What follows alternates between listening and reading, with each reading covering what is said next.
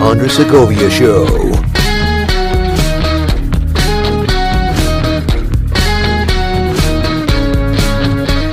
Welcome to the Andres Segovia Show, everyone. Good morning. It's midway through July already, and I have a great episode lined up. It's not just a great episode, it's the longest episode I produced. I had to cut this one down, and I'm sad that I did, but it's leaving room open to a follow-up because we're going to talk about cryptocurrency, or better known for most everybody else is Bitcoin.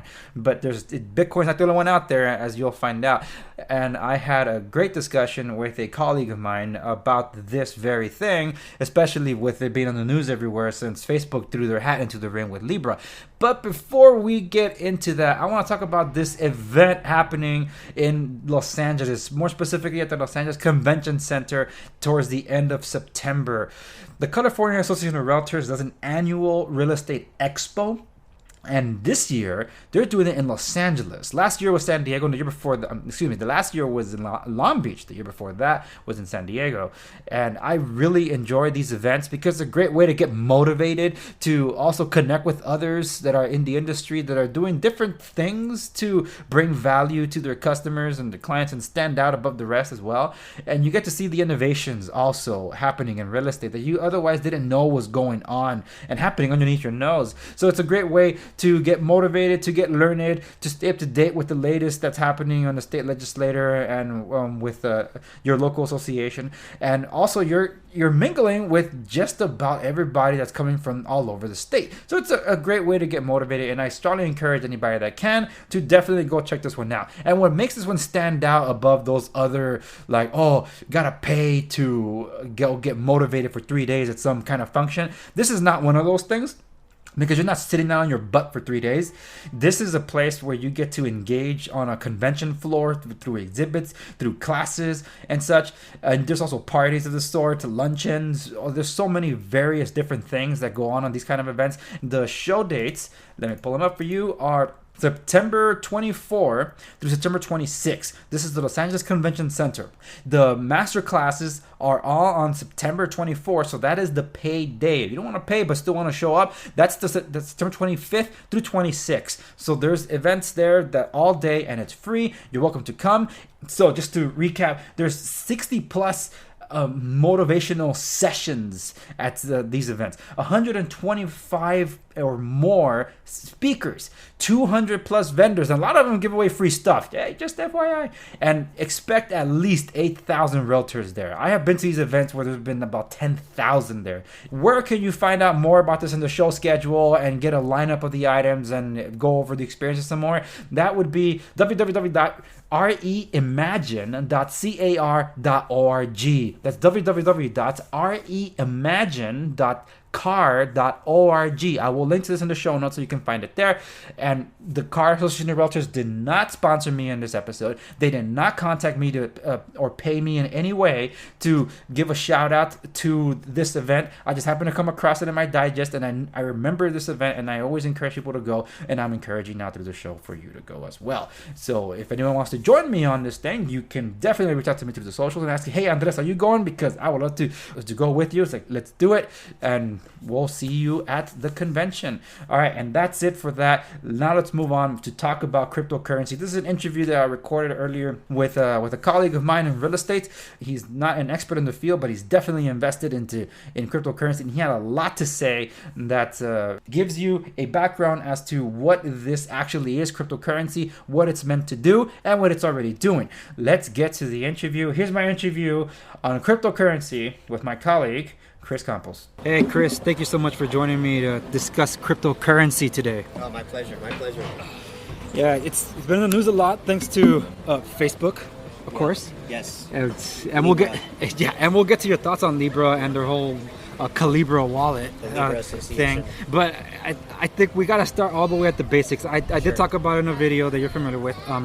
And for those of you that follow me on the tech channel will know that I've actually talked about this before as well, cryptocurrency. So most people know Bitcoin, but how many different types of digital currencies out there, at least, do you think at the top of your head? Hundreds, maybe a couple thousand, but certainly hundreds. Crazy. Yeah. But there's only like a handful that are popular. Yeah, there's only a handful that are like kind of proven themselves and have like a use case. A lot of them are nonsense and scams, but some of them are actually have legitimate use cases and serve useful purposes. And there's different useful purposes which we could talk about. All right, cool. So I'm gonna hit these bullet points that for those that missed it, I will discuss it here. Sure. It's like, and I might use it loosely, but I might jump between cryptocurrency and Bitcoin a lot. Sure. It's just Pretty so much much. the same thing, Yeah, Bitcoin is its own currency though, and cryptocurrency is a definition of all those digital currencies. But okay, so cryptocurrency we know is a virtual currency. We can't touch it. So the examples as we discussed would be like Bitcoin and the latest thing from Facebook, which is Libra. And what's that other one? Start with an E. I keep forgetting. Ethereum. Yeah. It has a cool name, but I have a hard time pronouncing it. So now it's traded between people, but no banks are involved. Banks are not involved because of regulations, like holding assets and all these kinds of things, and because crypto is such a new technology, the financial regulations and laws on it are still in development and it's still being figured out. Mm-hmm. So because of that, and banks having to protect consumers and all this kind of things, they can't get involved with it directly right now. That's going to evolve over time. It's going to evolve big time over time. So for now, that means you are the bank. You're the carrier of your own money. So anyone that keeps their money in a shoebox or in their mattress, not the banks, is something that they should be interested in, basically. It's a digital version of keeping money under your mattress, right? Or keeping your money in your shoebox. Okay. Now here's the part where it gets interesting. That the transactions of digital currency, they're recorded in a public ledger. Yes. Also known as blockchain. The blockchain, yes. So who maintains the ledger? Miners. So miners basically verify transactions. They call them Bitcoin miners, and it's people who have certain computer hardware, certain computer software, and they just verify the transactions that are going on the network. This person sent some to that person sent some to this person, and all those transactions are being recorded on this big list, and that list is called the blockchain. And so why they call it a blockchain is because every block is just like a small list of transactions, right? Mm-hmm. And I think it's every 10 minutes or something along these lines. And there's different blockchains too. They could be programmed differently, but it's like one block is just a list of data, and the next block will have a reference to the last block. So why this is a big deal is because as these blocks are being added and the list is growing and growing, it cannot be changed. All data in the past, it can't be changed, it can't be deleted, and it's fully transparent, so anyone can see it. It's not only one bank or one company or one government is controlling all of this. Mm-hmm. It's any person or group that decides to be a Bitcoin miner or another thing they call a node can participate in this and see. It's completely 100% open and transparent. And that is how you also create the cash. That's how it comes into existence. So Bitcoin itself, it's like a big code, like a big computer code that allows people to transact Bitcoin or just to hold it, and then keeps the big list of all the transactions, which is known as the blockchain. Mm-hmm. And that code has programmed into it the rate at which more Bitcoins come into existence. Mm-hmm. So Bitcoin is kind of the reason it's a big deal in terms of a store of value, like gold or hard assets, is because it's the rate at which Bitcoins come into existence is completely 100% known. People know how much it exists, how much is going to come into existence, and and the reason why people value it as a store of value is because it has an absolutely fixed supply and rate at which that supply comes into existence.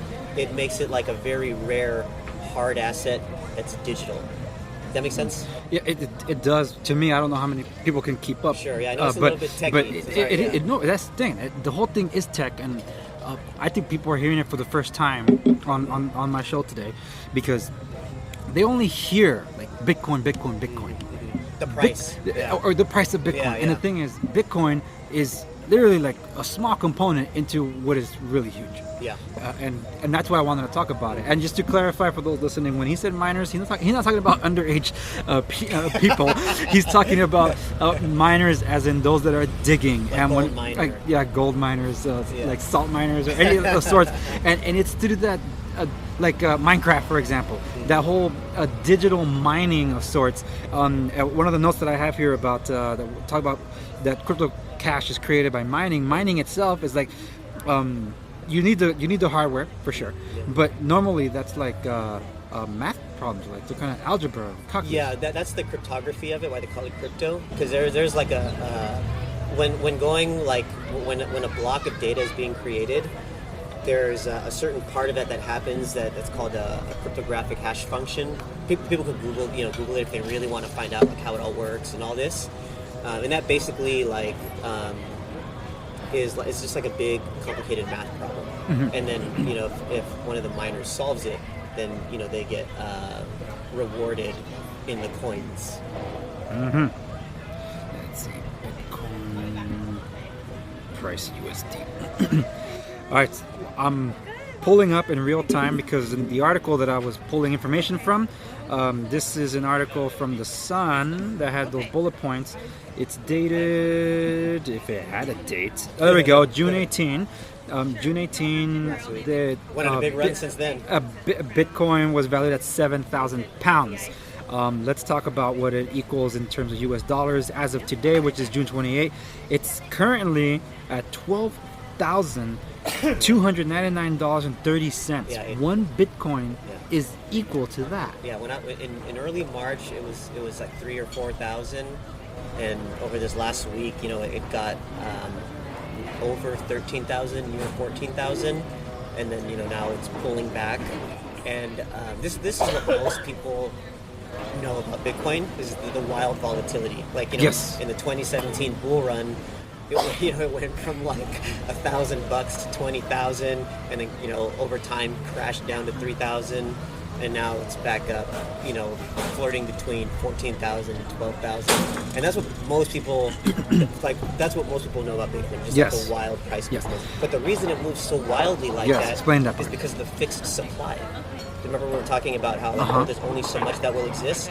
There will only ever be 21 million Bitcoins, and a lot of those have been lost by user error, by the person has them and then they lose them or they forget the password or whatever. So there's only ever from the program and the software code, there's only ever going to be 21 million, but a lot of those are lost. So there's actually less, and no government, no central bank, no Federal Reserve can ever make more of them. No random person can ever make more. It's like there's only going to be this much. So because the supply is so fixed, when large amounts of money come into the space to buy Bitcoin, you see these big moves like we saw at the end of 2017, like we're seeing now, and what is going to come, the amount of money that's going to come in is going to, people are not going to believe the prices we see. And the reason, again, is because of the fixed supply. There's only so much ever, so when money comes in, it really has a strong effect on the value of it. Well, but that's still dependent on someone creating this. Because it's coming, so that means someone's making it.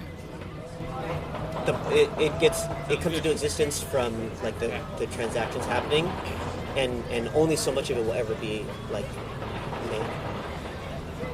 Does that make And sense? it's to an extent it does, but I guess in other words, there's a limit to Bitcoin. There's only so much that it can There's be. only ever going to be so much. So what's the max this thing going to be worth then? Depends. That's a good question. I mean, we saw it go to 20,000. We're probably going to see it blow past that over the next 1 to 2 years. I mean, we already saw it go from, like you were saying, when you when you pulled up that article, it was what, like 7,000 or so pounds, and then in a week, it went up to 14, and the all-time high is 20,000. I mean, it's right there. Now, what caused this spike recently? Do you think that was because of Libra? Maybe. Some people speculate that. Some people The, speculate that. it looks awfully convenient in terms of timelines. Mm-hmm. So from what I saw on the graph that I pulled up on Google, it's like it looks around the same time that it was announced. So Mm-hmm. now, let's say you had Bitcoin today. How would you be able to manage your Bitcoin on you, your person? It can be done on a typical smartphone. You know, both Android and iOSs have various what they call wallets, and it's basically kind of like, you know, how people have like their app for their regular bank, or they have apps for their credit cards. Yeah. It works kind of like that. Like, you know, it just works through an app, but you can hold like these actual currencies like on apps called wallets, and you know, wallets are made with, you know, various levels of security, and you can get, you know, two-factor authorization and all these kinds of things for, you know, super secure privacy. Yeah. And there's even like you know, little devices like a Trezor and Ledger, where it's like even more secure for people who have like large amounts. They hold them on there. But it's the idea of Calibra. You know, Facebook's like about Calibra. Yeah, their own wallet. Calibra Yeah. is basically a wallet, you know, and for Bitcoin, there's a bunch of different wallets, and it could work like, let's say someone has none, like someone has zero, they don't own any, they could go on their phone in the App Store and download a different number of apps, and then I could be like, oh hey, you know, let me send you some, and I just send them some, and now they've received their, you know, their first coins. Or they could go onto a couple of different exchanges where they can exchange fiat currency like U.S. dollars, or, you know, British pounds, or, you know, Chinese or Mexican pesos, and with that they can buy the coins. And the two kind of main ones that are most well known and the most safe for people are Coinbase and Gemini, and people could just go kind of almost like any stock exchange. You know, they just go on there, send their dollars in from their bank account, or, you know, some of them will accept credit cards, and then with the dollars that they send there, then they can say, oh, okay, I'm going to buy some Bitcoin, or I'm going to buy some Ethereum, or I'm going to buy some of this or some of that. So let's just take like the Coinbase example. Let's say someone doesn't own any and they want to get some, so they could download the Coinbase app on their phone, and then, you know, they go through, you know, entering all their identity info, link it to their bank account, and then they can send money from their bank account to the Coinbase app, and then on Coinbase they can buy, you know, there's a few different cryptocurrencies on Coinbase they can buy, and when they buy it, they can hold it there. You know, like the Coinbase app has like a wallet built in. Or, you know, let's say if they have it on their Coinbase app, but they want to send it to like a wallet on their computer, then they can do that. Or let's say they want to send it from their Coinbase app to one of those hardware wallets, which is more secure, they can do that. So the idea of a wallet is like, it's kind of just like an app where like it holds it, but you can send and receive to almost any other wallet for the same coin. So let's say like if I had Bitcoin, I could buy Bitcoin on Coinbase, and then I can send it to you, and then you can send it to this person, and then this person can send it back to me, and then I can send it across the world. Like, it just goes, you know, it can go from one wallet to another. All you need to know is the wallet identifier, which is called an address. It's just a big string of randomly generated numbers and letters. Yeah. So it's kind of like a bank account, so to say, Yeah. but the person is in control. But I guess the first red flag I get on that is that the wallet is made by an app made by a developer that's someone else. So I've always said that the cloud is just you storing information on someone else's computer. And that's kind of the same idea. If you're going to have cryptocurrency and you're going to store it somewhere, you're storing it in someone else's computer because you didn't create the app. Where in the case of like the institutionalized banks, there's an understanding that they're holding your money. There's a note saying so much. It's like, this is yours, and it's insured by the FDIC if someone ever tampers with it or they lose it for some reason. Sure. In this sense, because there's no oversight whatsoever, it's people trusting people. It's kind of like a barter system here. Yeah. There's that concern that okay, I don't have a cryptocurrency wallet, so I'll get one of these. Looks like it's the most popular, but I didn't develop that. Maybe it's one of those I have to create an account or whatever, remember the password, whatever. So now someone has my password and my username because I created it on that system, that software. And now it's the place I'm trusting to put all my money in there, not your own device. So that's still like that to me. It is a concern, mostly because those that create these things, they must be really good hackers too. They have to be. Yeah. Like the ones that are out there, the ones that are they know how to read binary. HTML code is that's the way they speak. Yep. So, in keeping that in line, there's this last point that I kind of left out because the coins themselves can be traded anonymously. No, it's not true. It's not true. Not anonymously. Well, you can if you know the code. Like you can erase the sender. No, because that's what the whole blockchain is. It's the list of the transactions from sender to receiver. Now it's pseudonymous. So what that means is, like if you know, Like a John Doe or something. not exactly. It's like an address of a Bitcoin wallet is like a long string of characters, like numbers and letters randomly generated. So the blockchain has all the data of all the transactions. So let's say you knew somebody's wallet address, and then you could go online to what's called Blockchain Explorer, and you type in the wallet address, and you can see all the transactions to and from that address. That's the whole idea of the transparency of the blockchain.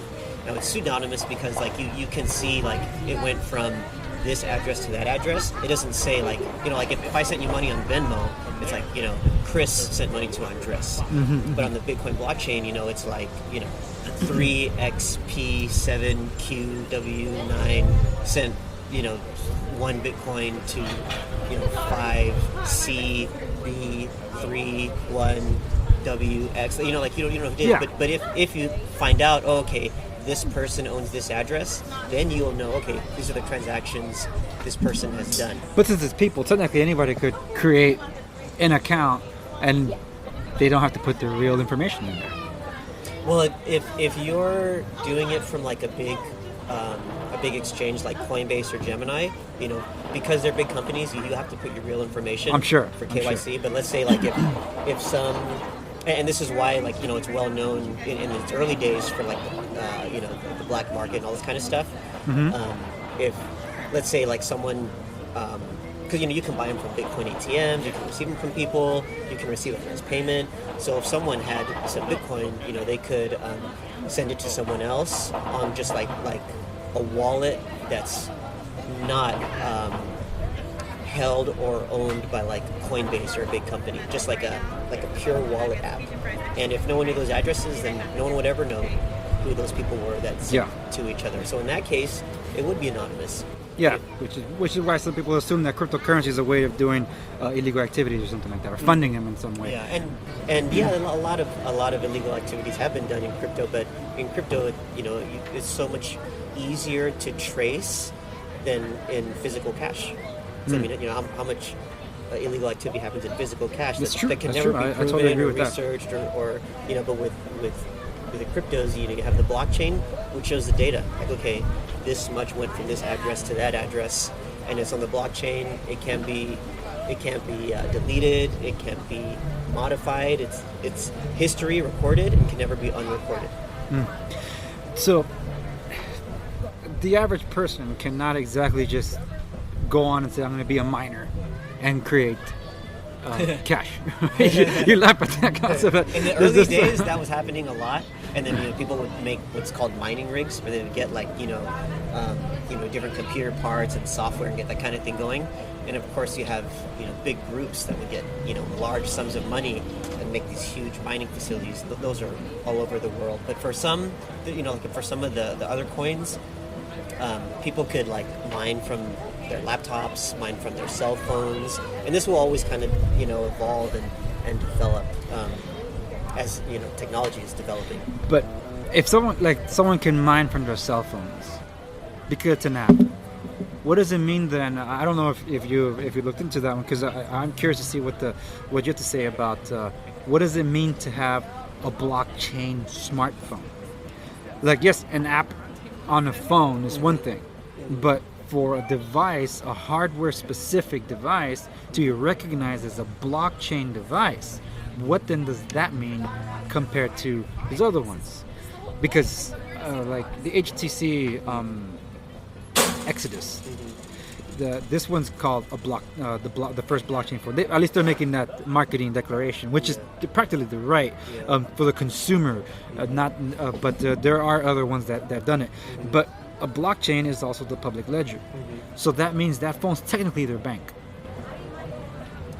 That's the idea. That's the idea where all of this is going, is that like the apps, the phones, your computer is going to be like your bank. And kind of referencing to your your episode on Libra, my own opinion based on kind of things I'm seeing and things I've learned is I think we're going to see finance and banking itself just majorly disrupted, and Libra is a big sign of that, because we're seeing now a large private company. I mean, Facebook's a $1 trillion company. I mean, they're not chumps.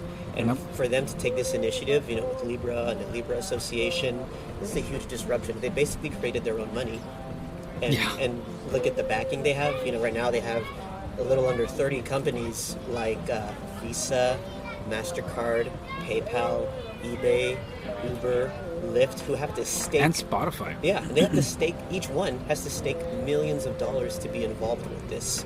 So, and those are not, small companies either. Spotify, eBay, all these ones that are involved with Libra right now are big companies who are staking large amounts of money to be involved with this.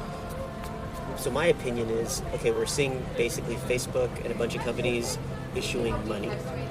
So who's next? Is it Google? Is it Amazon? What are we going to see next? This is a beginning. Like, I know you're into history.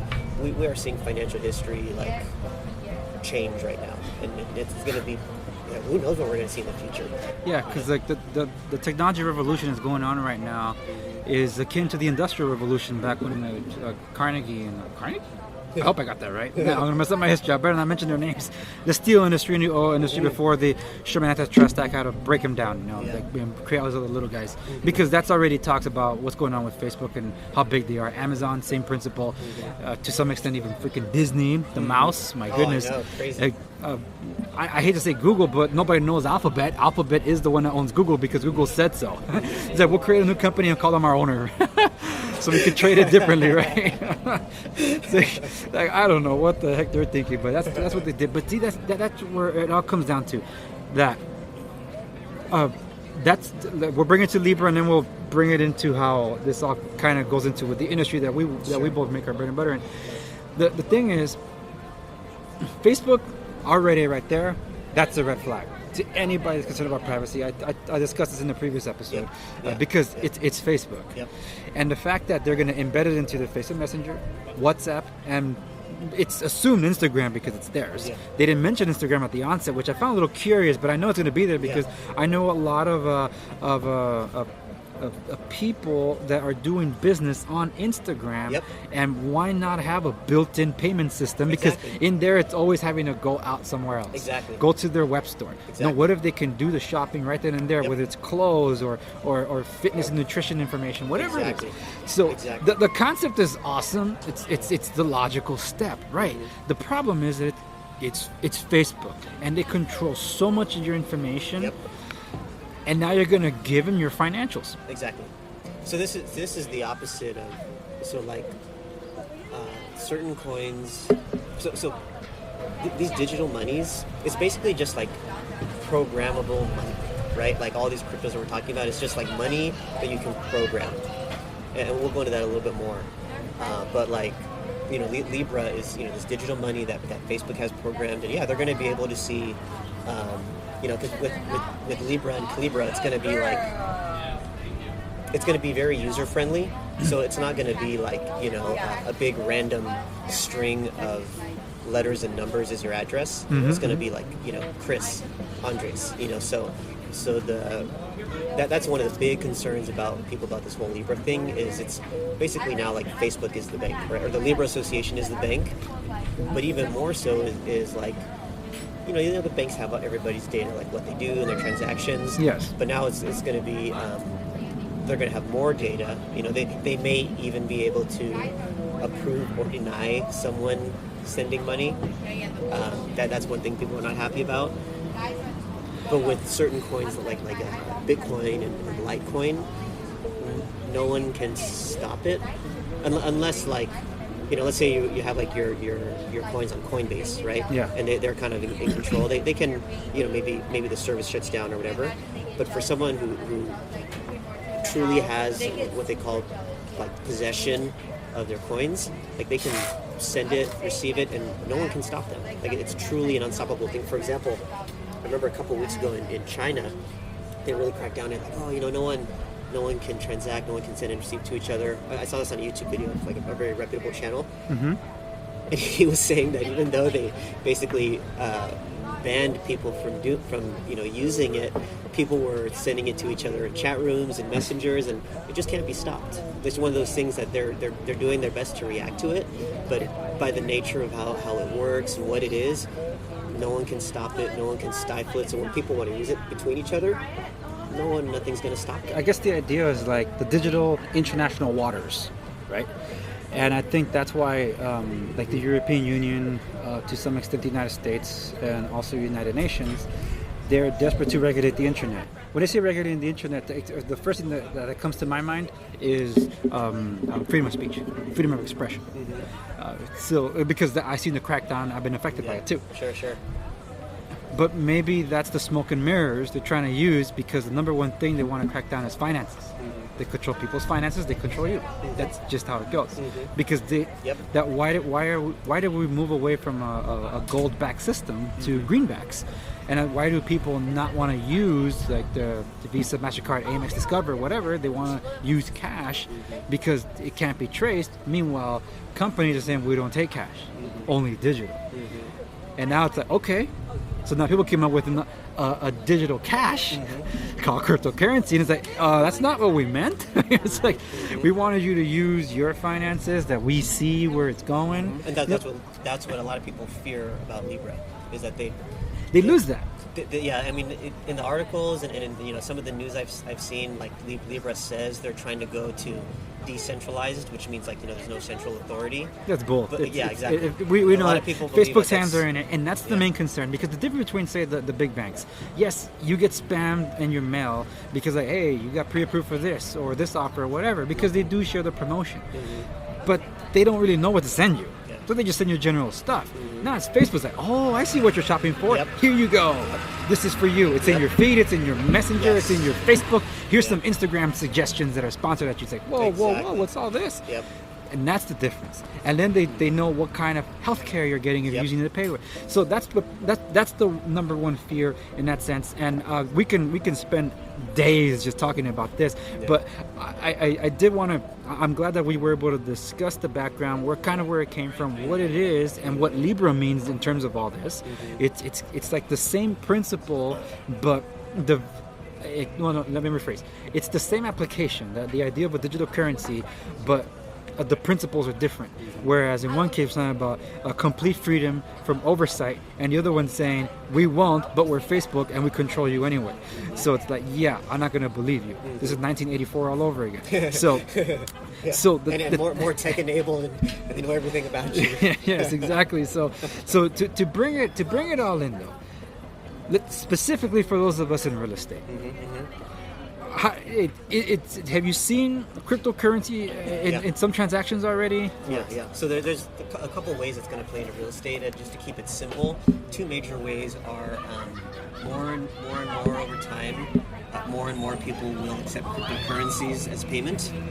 And it's already happening. And if you go on Google, you can find all kinds of articles, going back for the last several years, of real estate being sold and the seller either accepting cryptocurrency or specifically saying they want to be paid in cryptocurrency. So that's already been going on. Yeah, and I'm sure it does. But when you have something like that, where it's not going through a bank, what does that mean for an escrow?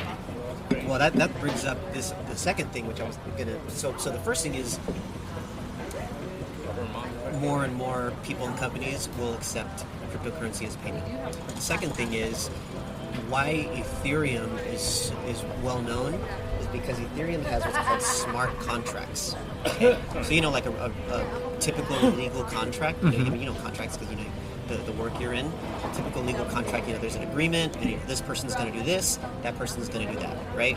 Yeah. But it depends on the people doing what they agreed to. Okay.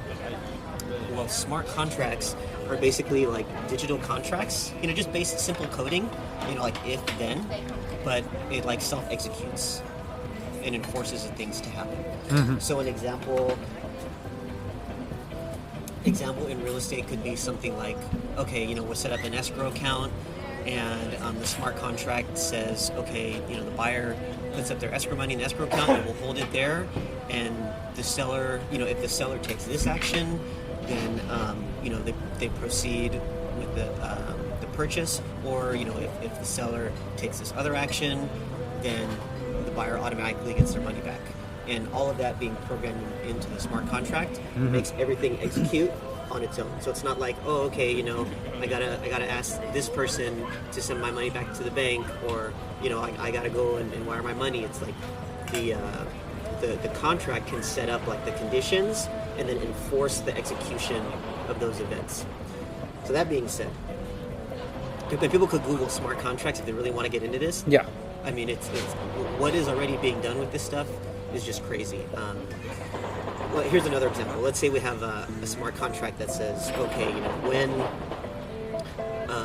when the seller receives payment for the house, then the new deed will be automatically digitally recorded, and only when this, only when the money is received will the deed be recorded. So it'd be like, okay, the contract or the smart contract code sees the money comes to the seller. Okay, it triggers, and then now the deed is recorded in the new owner's name, automatically executed. This is the kind of thing that smart contracts will enable. So think about that. Think about all the different moving parts in a real estate transaction. Let's say you've got all these different moving parts, the escrow and buyer and the seller and the insurance and this and this and that, and all these things depend on people taking the actions and enforcing the contracts. Well, over time, software is going to do this. Smart contracts are going to do a lot of this stuff, and that also, even outside of real estate, that enables a lot to be done. Like, it's going to be used a lot in supply chains. If you want to get super techie, you can look up how smart contracts are going to be used in like these techie smart cars. I mean, it's going to be, some of the stuff I've seen is like, whoa. Like, you might have, how we're going to have these cars that are self-driving and collect all this data. Yeah. Well, I've read how there's there's talk about like smart contracts in a car where like it will measure your driving behavior, kind of where you are geographically and all these kinds of things, and then this data through a smart contract can immediately determine your insurance premium. Fascinating. So yeah, the applications of smart contracts is going to be one of the big things from crypto. It's going to just be a major disruption to like everyday life and business, and big business and small business. So for people who are into like the techie stuff and hey, how is this crypto actually going to be used? Besides people allowing it to be received as money, is smart contracts. People could Google and YouTube smart contracts, and yeah, what they find is going to be truly mind-blowing. Here's a real life example, because you brought up Minecraft earlier. Yeah. So this is my favorite crypto project. It's called Enjin, ENJIN, and these are guys who were super into like video game development, and they started making websites where communities around certain games could form. Like a World of Warcraft community or a Minecraft community or whatever. Well, these guys have taken the idea of crypto and said, okay, we want to bring this into video games and like revolutionize video games. So, and they already have like working products and already working in games. I mean, these guys, what they're doing is super cool. So they're doing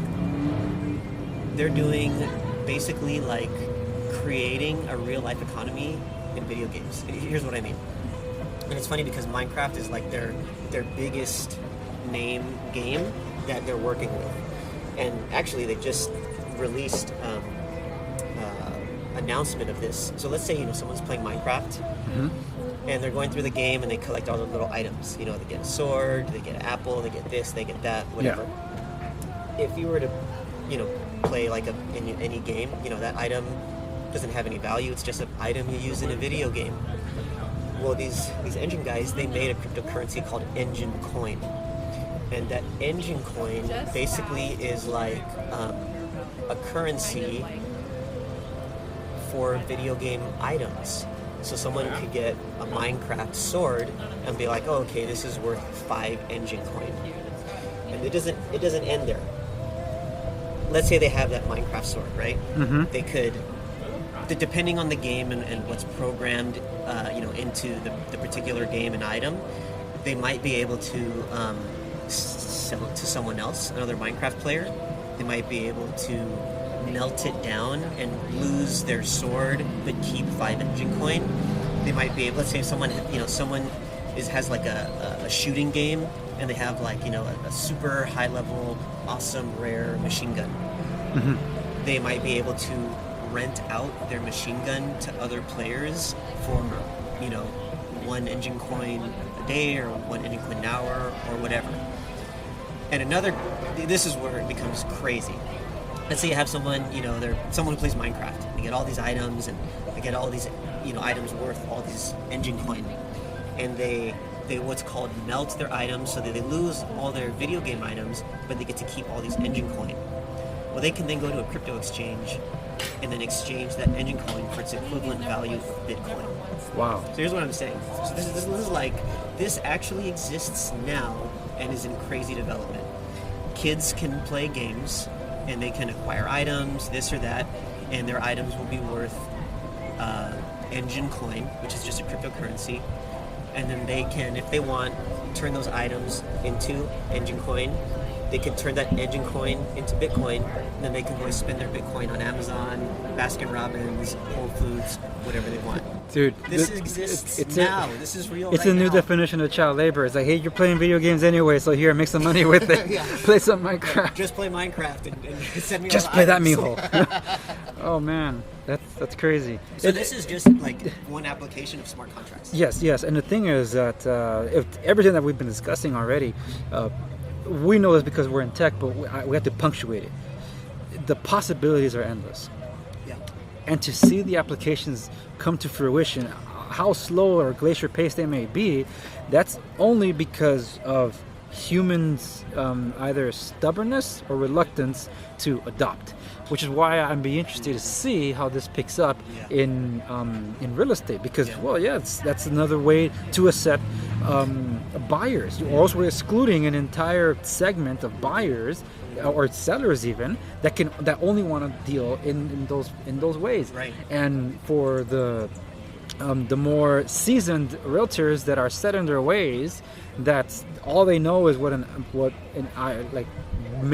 smartphone. Mm-hmm. It's like they're not going to catch on to this. So it's kind of like on our generation to be up to date, to keep learning about these things, and also increase our value of our knowledge.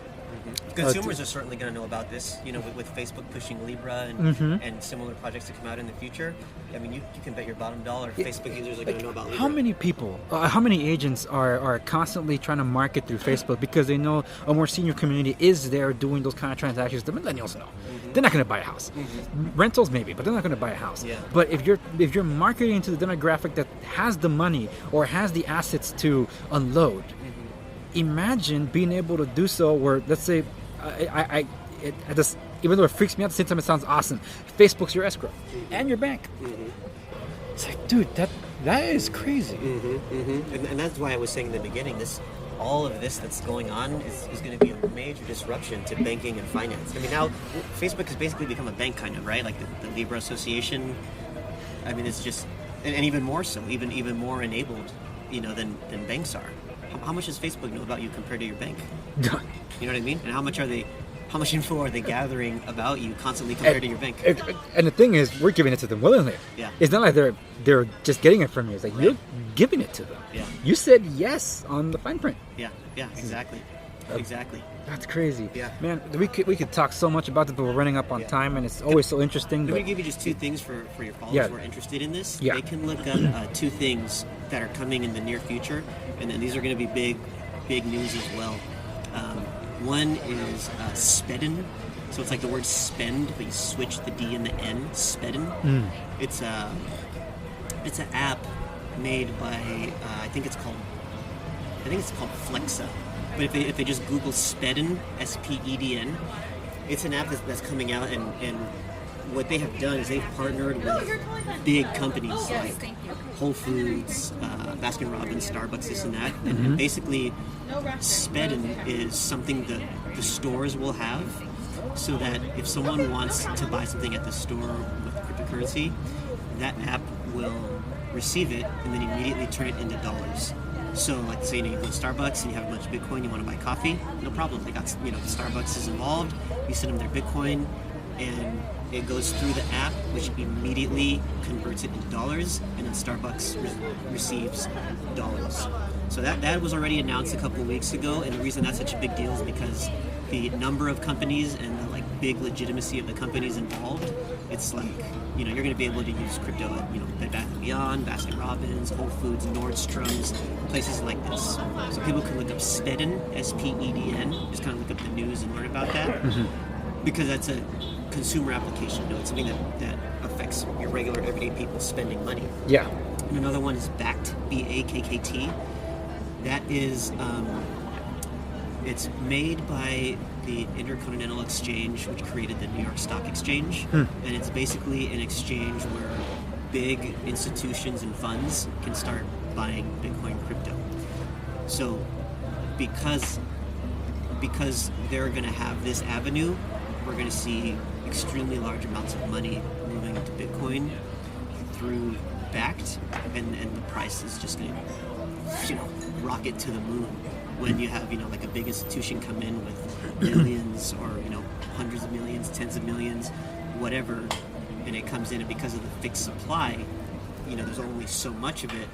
So when a bunch of money comes in, the price goes through the roof because it's so valuable and there's only so much of it. So they could look at Bakkt, BAKKT, and when they see, oh wow, this is made by the people who made the New York Stock Exchange. Those are not chumps either. Exactly. Those are not people who don't know what they're doing. And then Spedden, SPEDN, to see all the big retail companies who have open their arms saying, hey, we want to be involved, because they realize, like you said, it's money. It's another market of buyers, another market of consumers. It's the next frontier, absolutely. And in some cases, it's already here. Yeah. All right, cool. Yeah. Now, time out for the... do you have any socials that you want to plug in for yourself or anything like that, where people can reach you? Yeah, I have an Instagram. People can find me on Instagram. Okay, so Compost. then that's where I'll segue in that. All right. Well, Chris, thank you so much for giving us a dissertation on cryptocurrency. I bet we haven't even scratched the surface. Yes. But for those that like to learn more, thank you for sharing those two services they can look into. But where can they learn more about you, or where can they follow you? On Instagram, you can follow me on Instagram. It's Ninja Campos. So my last name is Campos, CAMPOS. Ninja Campos. Ninja Campos. All right, cool. All right, well, thank you so much for being on the program. And any other big news that happens, I'll bring you back on the show. Oh, yeah, thank you. Absolute pleasure talking about this. All right. Thanks, Chris. See you next time. Thank you. And that does it for this edition of the Andres Segovia Show. Remember to like, share, and subscribe wherever you might be listening to the program so you can be in the know.